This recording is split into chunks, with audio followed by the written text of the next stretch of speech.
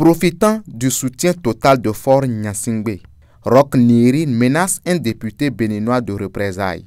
Le président Talon refuse de répondre aux provocations de son homologue togolais. Faure Eswazina Gnassingbé ne comprend toujours pas comment son homologue béninois, à la tête d'un pays qu'il considère comme moins favorisé que le Togo, peut réussir les résultats observés au Bénin depuis 7 ans. Au lieu de se rapprocher de son aîné en intelligence et en action, ou à défaut, juste lui demander de lui donner son meilleur élève comme ministre des Finances au Togo, il se noie dans une jalousie noire, il s'enferme dans une jalousie manifeste. Cependant, comme pour signifier qu'il ne se laisse pas distraire par ses agissements, le président Talon reste sourd et muet à chacune de ses provocations.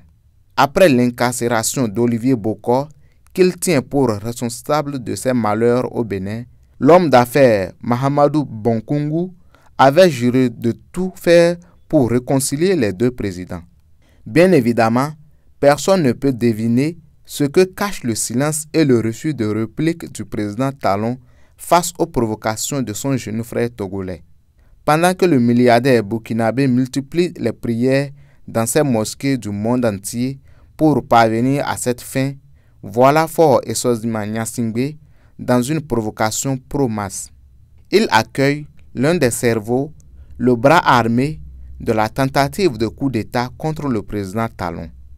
Il le marie à une de ses compatriotes, lui accorde la nationalité togolaise et un titre lui permettant de bénéficier d'un passeport diplomatique. C'est à peine qu'il ne s'affiche pas comme le principal instigateur de cette menace qu'il a failli compromettre la paix au Bénin. C'est fort de cette situation que le nouveau Togolais Roch Nyeri a eu du toupet pour menacer un député béninois depuis son QG togolais. Il lui a fait parvenir cette menace par le biais de ses nombreux loubards restés ici à Cotonou pour faire le ménage. Le député a, aux dernières nouvelles, saisi la justice et une enquête est en cours pour appréhender ces membres de la pègre couvée par Lomé.